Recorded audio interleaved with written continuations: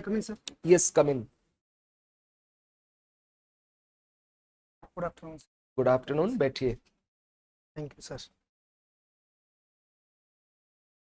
अपना परिचय दीजिए. मेरा नाम मुकेश तेली है. मैं भीलवाड़ा जिले के शाहपुरा शहर से बिलोंग मैंने अपनी स्कूलिंग 10th और 12th global international school Bhilwara से की है और graduation BSc BEd Jaipur national. तो सर मेरी हॉबीज में कबड्डी खेलना शामिल. आपने भीलवाड़ा से ही पढ़ाई की है जी या सर. जयपुर से? 10th और 12th मैंने भीलवाड़ा से की है. ग्रेजुएशन मैंने जयपुर से की है और आपकी हॉबी कबड्डी खेलना है. जी सर. अभी कबड्डी में भारत का कोई बड़ा अचीवमेंट पिछले वीक में रहा है? कोई अंतरराष्ट्रीय इवेंट में विजेता रहा है भारत? पिछले वीक हाँ, लास्ट वीक में ही. रिगार्डिंग में अच्छा, चलिए कोई बात नहीं. पिंक पेंथर क्या है?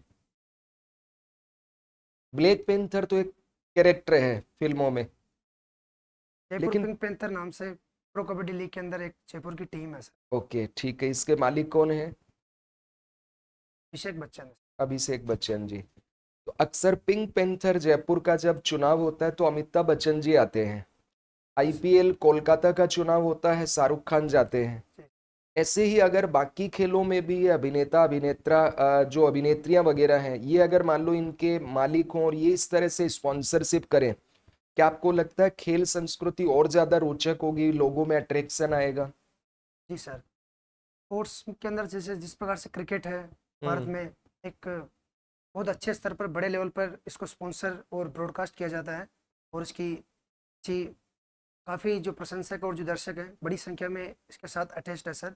उसी प्रकार दूसरे स्पोर्ट्स के फुटबॉल है, इंडियन सुपर लीग के थ्रू वो संचालित हो रहा है. तो दोनों अब्राहम जैसे एक्टर्स, रणवीर कपूर जैसे एक्टर इन कुछ टीमों के मालिक हैं sir sports Indian super league के अंदर फुटबॉल टीम से.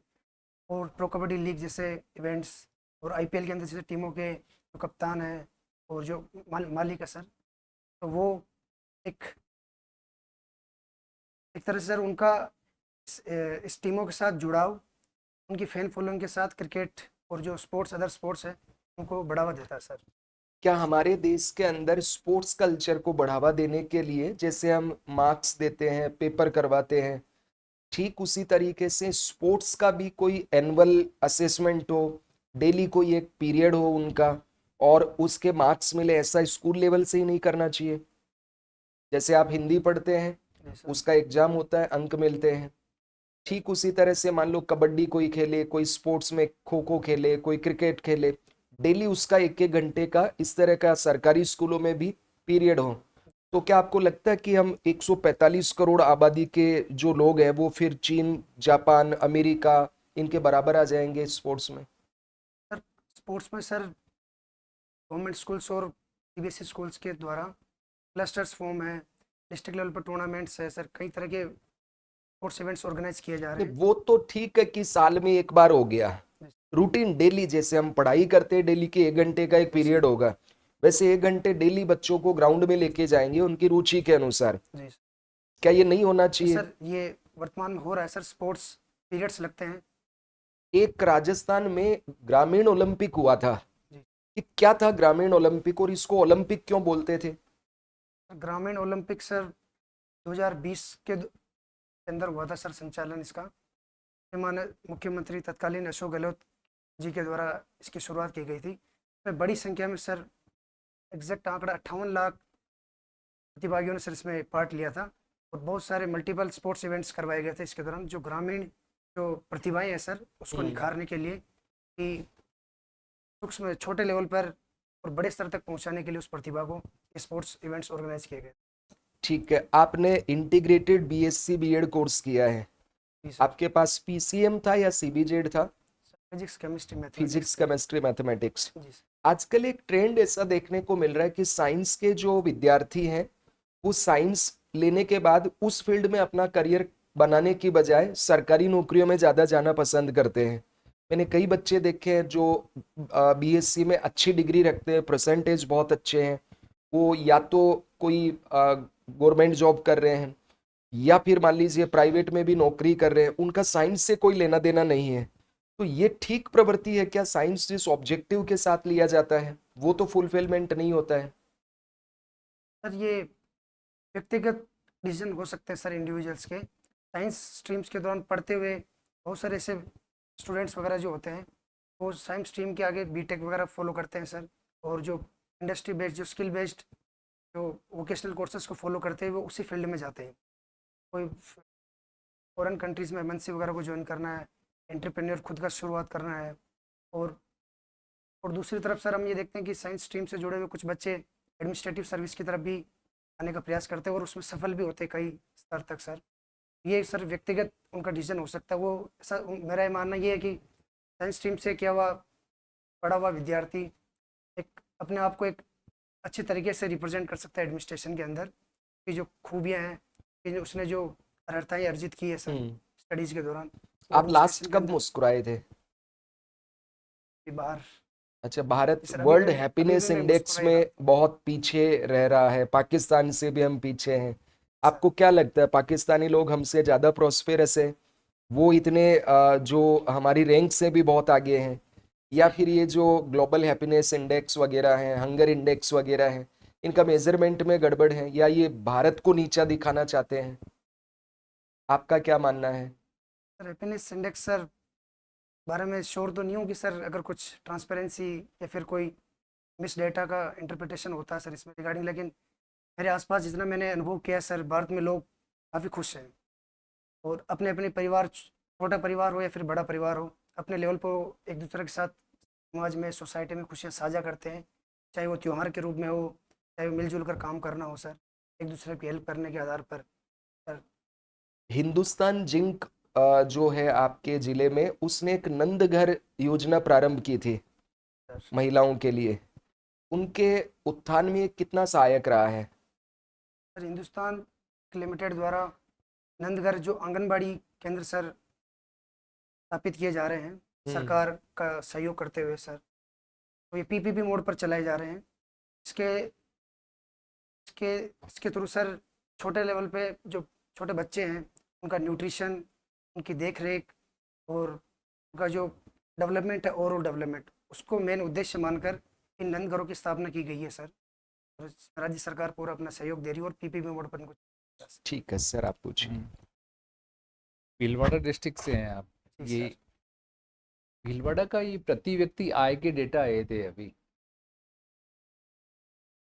Fair news. बिजोली आंदोलन के बारे में बताएं आप। बिजोलिया आंदोलन बिजोलिया क्षेत्र भीलवाड़ा से संबंधित है सर। उस रियासत में पहला किसान आंदोलन था जो कि नॉन वोलेंस बेसिस पर लड़ा गया था सर। और काफ़ी एक लंबे समय अरसे तक चला था सर। कुछ लागबाग 84 प्रकार के लागबाग को कर को कम कराने के लिए और उसे निजात पाने के लिए वहाँ के नेतृत्वकर्ता जैसे कि विजय सिंह पथिक साधु सीताराम दास जी के नेतृत्व में इसका नेतृत्व किया गया था सर। और काफ़ी लंबे अरसे के बाद इसमें कुछ हद तक सफलता भी मिली थी और दूसरे आंदोलनों के लिए प्रेरणा सोर्स की तरह साबित हुआ था। माणिक्य लाल वर्मा का नाम वहाँ पे काफ़ी लिया जाता है भीलवाड़ा क्षेत्र। ये माणिक्य लाल वर्मा कौन थे? इन्होंने क्या काम किया था ऐसे? माणिक्यलाल वर्मा सर उदयपुर प्रजामंडल मेवाड़ प्रजामंडल आंदोलन में इनकी अहम भूमिका रही है सर। और राजस्थान के एकीकरण के दौरान भी सर ये मंत्रिमंडल में शामिल रहे थे और तो मुख्यमंत्री बनाया गया था सर दूसरे चरण में। सर, माणिक्य लाल वर्मा मुख्यमंत्री थे। सर एकीकरण से पहले सर 1 नवंबर 1956 से जो पहले राजस्थान था सर श्योर न्यू लेकिन 5th चरण में शायद मुख्यमंत्री प्रधानमंत्री बनाया गया। उस समय मुख्यमंत्री का जो था उसको प्रधानमंत्री बोलते थे। भीलवाड़ा टेक्सटाइल हब है, लेकिन वहाँ अभी प्रॉब्लम्स हैं, वो बहुत हैं। अभी भी प्रॉब्लम बहुत हैं, जबकि काफ़ी लंबे टाइम से है वो भीलवाड़ा एक तरह से टेक्सटाइल हब है। टेक्सटाइल्स को लेकर क्या क्या प्रॉब्लम, टेक्सटाइल के जो मालिक हैं उनको क्या क्या प्रॉब्लम्स अभी भीलवाड़ा में हैं? एक मैं जितना सोच पाता हूँ सर सस्ता लेबर मिलना सर। क्योंकि वैसे आधुनिकरण आने के बाद सर मशीनों का अत्यधिक उपयोग होने के बाद वैसे लेबर की उपयोगिता कम होती जा रही है। लेकिन फिर भी कुछ ऐसे काम होते हैं टेक्सटाइल मिल के अंदर जो लेबर द्वारा ही पूर्ण होते हैं। तो एक सस्ती लेबर मिलना और एक स्किल्ड लेबर मिलना सर, वो एक बड़ा चैलेंज है मिल मालिकों के लिए। दूसरा सर, मैं ये समझ पाता हूँ कि सर रॉ मटेरियल्स की उपलब्धता, भीलवाड़ा जो क्षेत्र है सर, वो इतना पूर्ण नहीं है कपास और कॉटन जैसे यान वगैरह कपड़े की उपलब्धता के लिए। सर बाहर से इसको मंगवाया जाता है, इंपोर्ट किया जाता है दूसरे राज्यों से। ये एक भीलवाड़ा बड़ा के लिए ये चैलेंज। कहा जाता है कि किसी भी ब्रांड का कपड़ा ले लो, आपको उसी ब्रांड का कपड़ा मिल जाएगा आपको, ये जो तो इस तरह की प्रॉब्लम है क्या वहाँ पे? मैंने इसको कि श्योर रेमंड्स नहीं। का कपड़ा चाहिए तो रेमंड्स की वो लगी हुई मिल जाएगी आपको, दूसरे किसी ब्रांड का कपड़ा चाहिए तो उसकी वो मिल जाएगी। नकली जो ब्रांड है वो काफ़ी प्रचलन में है, भीलवाड़ा में है। लगता है शायद मैं इसके रिगार्डिंग श्योर। सांवरिया सेठ भीलवाड़ा के पास में ही है, वो चित्तौड़गढ़ डिस्ट्रिक्ट जी। में आता है सर। इस मंदिर के बारे में क्या क्या मान्यताएं हैं? सांवरिया सेठ जी का मंदिर सर मंडपिया चित्तौड़गढ़ में है सर। और यहाँ की मान्यता ऐसी है कि सर यहाँ बड़े बड़े बिजनेसमैन आते हैं और जो ज्वेलरी सोना या चांदी से बने हुए सर कुछ भी आभूषण या फिर कोई भी ऐसे ऑब्जेक्ट्स वगैरह उनको भेंट के रूप में मंदिर में चढ़ाते हैं। उनका मानना ये होता है कि सर इससे जितना वो चढ़ा रहे हैं, जितना भगवान को अर्पित कर रहे हैं, उससे ज़्यादा सुख समृद्धि और संपत्ति उनको मिले सर, इस उद्देश्य से और सुख शांति के उद्देश्य से भी वहाँ सर ये स्थान प्रचलित है। नहीं, ये मिलेट्स को प्रोत्साहन देने के लिए प्रधानमंत्री ने एक स्कीम चलाई है, कौन सी स्कीम है वो? ये अन्न स्कीम चलाई है है सर, श्री अन्न। श्री अन्न जी क्या सर, क्या है इसमें क्या? ये अन्न स्कीम में सर मिलेट्स के इंक्लूड जैसे ज्वार, बाजरा, रागी, कुटकी, कोडो, फ्लेक्स सीड्स, फोक्सटेल्स, इस प्रकार के सर जो मिलेट्स के अंदर जो सीरियल्स जो फूड्स आते हैं सर, उनका प्रोत्साहन करना, इंटरनेशनल स्तर पर नेशनल स्तर पर इनकी प्रोडक्टिविटी बढ़ाना। और जैसे इसके लिए भारत सरकार ने national institute of research and training centre of excellence Hyderabad में स्थापित किया सर। नेशनल और इंटरनेशनल लेवल पे ये प्रोडक्टिविटी इसकी पहचान बनाने के लिए प्रोत्साहन दिया जा रहा है। और G20 समिट के दौरान भी सर कर्नाटक के अंदर समिट के अंदर इसको खाने के रूप में विदेशी डेलीगेट्स सामने परोसा गया था, जिससे इसकी जो न्यूट्रिशन लेवल है इसके बारे में इंटरनेशनल लेवल पर लोगों को अवेयर किया जा सके। अवनी लेखरा का नाम सुना है? कौन है ये? सर ये एक पैरा एथलीट है, राजस्थान से संबंधित सर, जयपुर से। इन्होंने पैरा ओलंपिक में सर मेडल जीते, गोल्ड मेडल। किस सर में ये शूटिंग इवेंट्स में। कितने मीटर की शूटिंग में है जो इन्होंने है वो? जितना मैं याद कर पा रहा हूँ ये 10 पैरा मीटर ओलंपिक और और 50 ओलंपिक, मीटर। इनमें क्या डिफरेंस है, बेसिक क्या डिफरेंस है? Para Olympic sir para athletes ही भाग लेते हैं सर उसके अंदर, और ओलंपिक के अंदर जो पैरा एथलीट नहीं है, नॉर्मल जो सामान्य वर्ग के जो एथलीट है वो भाग लेते हैं। आभा नेरी का नाम सुना है? ये रिकॉल नहीं कर पा। नहीं। सहेलियों की बाड़ी की कुछ विशेषताएं बता सकते हैं? हेलियो की बाड़ी का संबंध सर उदयपुर से है। ना मैं याद कर पा रहा हूँ सर, सज्जन सिंह द्वारा का निर्माण किया गया, चोर न्यूज। भीलवाड़ा से शाहपुरा जिला अलग कर दिया था, अब उसको खत्म कर दिया जिले को। जी सर, वर्तमान में वो जिले का स्टेटस। जिले नहीं है, इससे क्या इम्पैक्ट आया? वहाँ के लोग हैं जो क्या सोच रहे हैं अब सर अगर प्रशासनिक दृष्टि से और पॉलिटिकल दृष्टि से सर इसको पहले जिला घोषित किया गया था, तो हो सकता है सर उस समय पॉलिटिकल एस्पेक्ट ऐसे रहे हों पिछली सरकार के कि उनको जिला घोषित करना पड़ा। हो सकता है वो जल्दबाजी का फैसला भी रहा हो, लेकिन कुछ प्रशासनिक खामियों के कारण भी जिला घोषित किया गया हो, क्योंकि ये अपने मापदंडों पर खरा नहीं उतरता होगा शायद सर, इसीलिए वर्तमान सरकार में इसको जिले को रद्द कर दिया गया है। नहीं, आप तो वहीं के हैं, शाहपुरा के ही जी हैं, सर। तो शायद कैसे कि क्या है इसके जिला बनाने की, क्या पैरामीटर्स हैं जो ये पूरा नहीं कर रहा था? सर एग्जैक्ट जिला बनाने के सर जो पैरामीटर्स होते हैं, मैं एग्जैक्ट श्योर नहीं हूँ उनके रिगार्डिंग, पर कहीं ना कहीं सर एडमिनिस्ट्रेटिव लेवल पे, पॉलिटिकल लेवल पे ये उतना बड़े स्तर पर खरा नहीं उतरता शायद, इसीलिए इसको रद्द किया। मेवाड़ से हैं आप। मेवाड़ी बोली की खासियत क्या है? पहाड़ी बोली की खासियत सर, मैं जितना उस माहौल में रहा हूँ सर, उतना पला बड़ा हूँ, तो सर ये एक मधुर भाषा है सर, और सहजता से इसके अंदर अपने विचारों का आदान प्रदान किया जा सकता है। और कुछ ऐसे टर्म्स है सर जो सर उस दौरान के प्रचलित थे, मेवाड़ शासन के दौरान, वो आज भी वैसे ही प्रचलित है। चित्तौड़, भीलवाड़ा, उदयपुर, राजसमंद जैसे क्षेत्र में सर एक यूनिफॉर्मिटी मुझे दिखती है सर इस। जैसे अभी आपने मृदु बोली के दृष्टिकोण से और कौन कौन सी बोलियां मृदु हैं राजस्थान में? सर वैसे मैं कर्कश किसी भी भाषा को नहीं मानता, सारी भाषाएं मेरे लिए, मेरे दृष्टि में सर मधुरी है, क्योंकि भाषा ऐसा माध्यम है सर किसी को ठेस पहुंचाने का, वो बुरा फील करवाने का नहीं है सर। ये एक अपने आचार अपने आदान प्रदान, विचारों को आदान प्रदान करने के लिए ये माध्यम है सर। उच्चारण के दृष्टिकोण से क्या खासियत है इसमें? क्वेश्चन समझ नहीं पाया। उच्चारण, प्रोनाउंसिएशन के दृष्टिकोण से इसमें क्या विशिष्टता है मेवाड़ी में?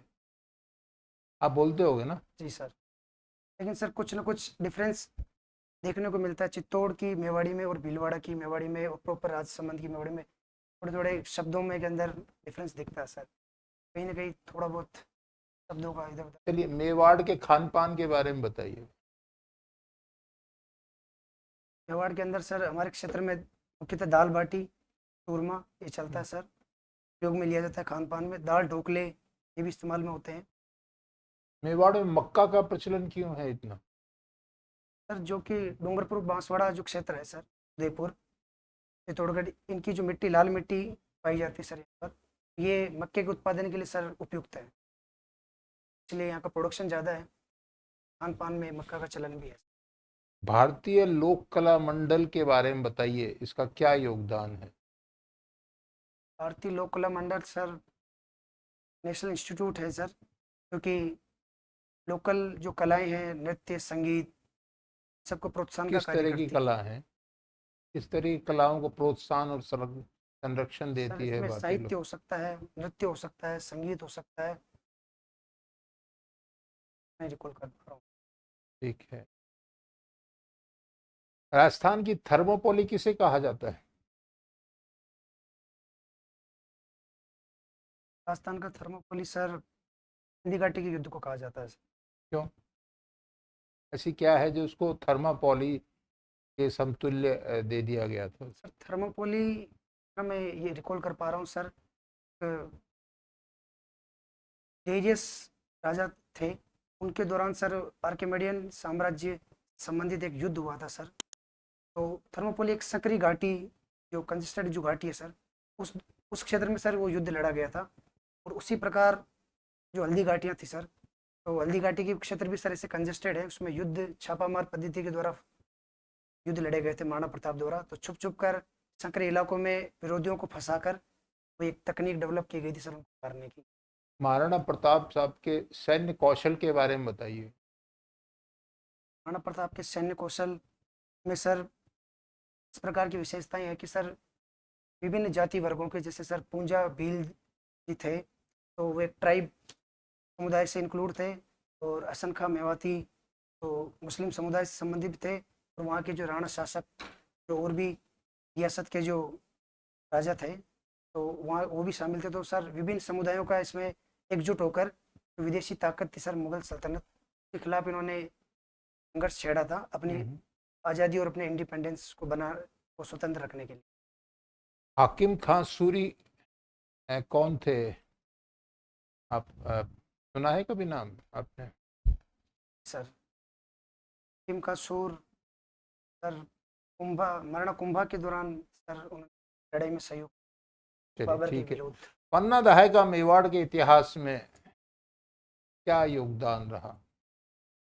पन्ना दाई सर जब बनवीर महाराणा उदय सिंह को मारने के लिए आया था सर, पन्ना दाई ने अपने मातृत्व भाव को एक तरफ रखकर, अपने वात्सल्य प्रेम को एक तरफ रखकर सर उन्होंने अपने बेटे का बलिदान दिया था, वो उनके लिए जानी जाती। My last question, Sitaram Lalas साहब का क्या योगदान है?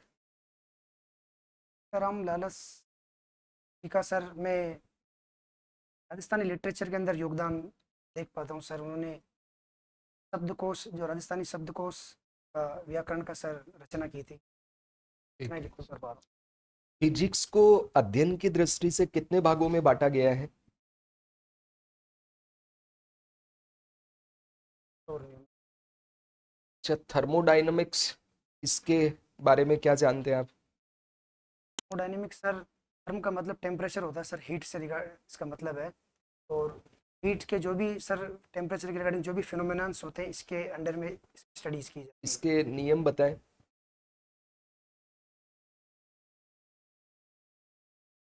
दैनिक जीवन में इससे संबंधित कोई उपयोगिता है क्या?